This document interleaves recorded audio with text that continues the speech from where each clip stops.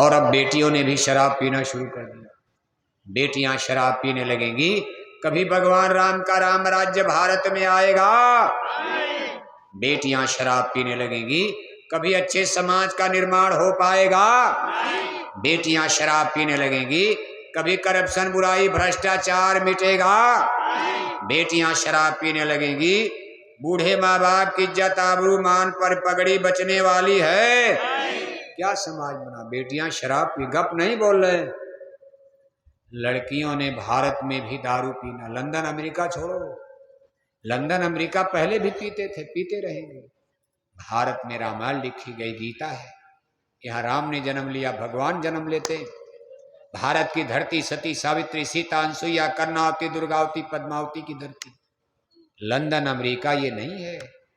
वहां बेटियां शराब पीने लगेंगी, कभी राम राज्य भारत में आएगा? इस पर कोई ध्यान दे रहा है? अगर इसके लिए कोई मेहनत कर रहा तो जय गुरुदेव मिशन मेहनत कर रहा। लाखों भाई बहन शाकाहारी जैकेट पहनकर, अब तो पूज्य महाराज जी के निर्देश में एक एक गांव गोद लेकर ये बेचारे घर घर जा रहे, हर इंसान आदमी को समझा रहे, बता रहे, और हाथ जोड़कर सबसे अपील कर रहे कि हाथ जोड़कर विनय हमारी, हो जाएं सब। लेकिन आप हाथ जोड़ने की कोई कीमत कुछ समझा? 50 साल हाथ जोड़ते हो गया, 60 बरस हमारे गुरु महाराज हाथ जोड़े कि हाथ जोड़कर विनय हमारी, हो जाएं सब। 10 साल से हमारे हुजूर महाराज हाथ जोड़ रहे, छोटे बड़े काफिले लेकर चल रहे, वो भी कह रहे हाथ जोड़कर विनय हमारी, हो जाएं सब। 40 साल से हम बोरे वाले हाथ जोड़ रहे कि हाथ जोड़कर विनय हमारी, हो जाएं सब। आज हमारे लाखों लाख भाई बहन शाकाहारी जैकेट पहनकर घर घर जाकर अपील कर रहे कि हाथ जोड़कर विनय हमारी, हो जाएं सब। अब आपके ऊपर कोई असर पड़ रहा है? बल्कि आप हाथ ही तोड़ने को तैयार हो। हाथ जोड़ने के बाद आप इनका हाथ तोड़ने को तैयार हो। मौका मिल जाए तो इन शाकाहारी लोगों का हाथ ही तोड़ डालोगे।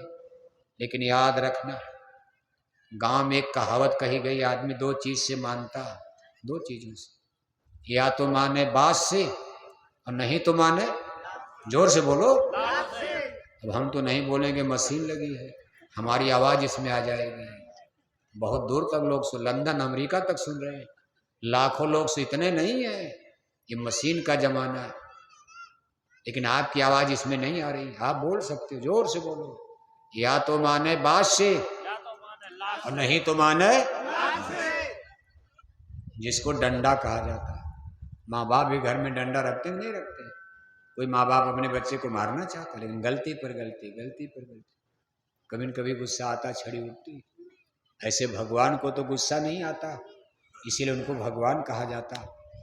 लेकिन छड़ी का इंतजाम उन्होंने रखा है और कहते हैं कि हे पार्थ, बढ़ता पाप जब जब, ग्लानि होती धर्म की, पड़ती जरूरत है मुझे निज जन्म लेकर कर्म की।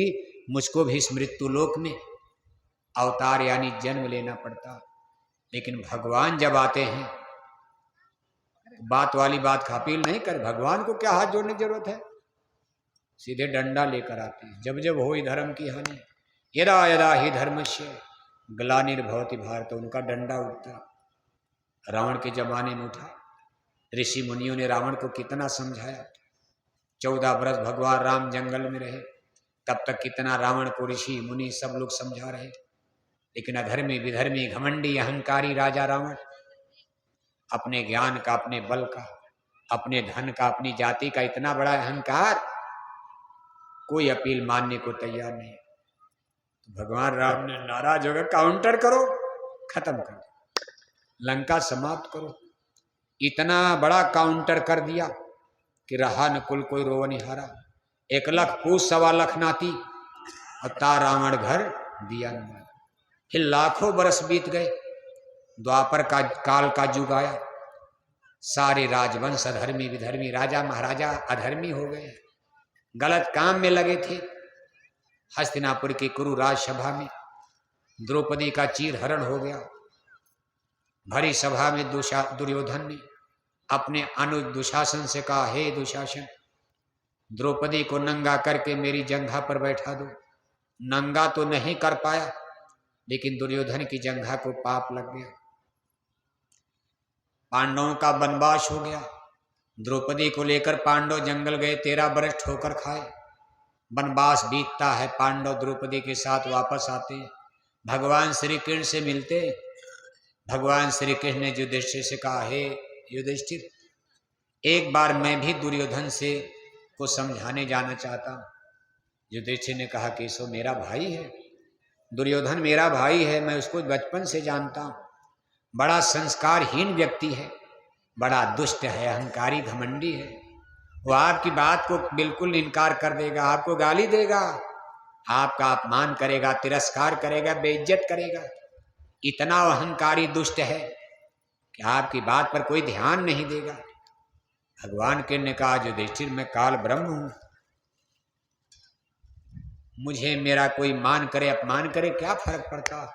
सूरज पर कोई धूल उड़ाएगा, सूरज गंदा हो जाएगा, धूल उसकी खोपड़ी पर गिरेगी, सूरज बड़ी ऊंचाई पर है।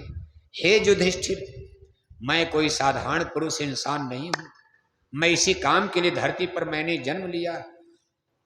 यदा यदा ही धर्मस्य ग्लानिर्भवति भारत, इसलिए मुझे अपने सिस्टम से काम करने दो, आप लोग इसमें बाधा मत बनो। पांडवों के लाख मना करने के बाद वासुदेव श्री कृष्ण हस्तिनापुर जाते हैं। सभा लगी है, सब लोग इंतजारी में कि आज वासुदेव श्री कृष्ण हस्तिनापुर में आएंगे, अपना सत्संग संदेश सुनाएंगे, अपील करेंगे।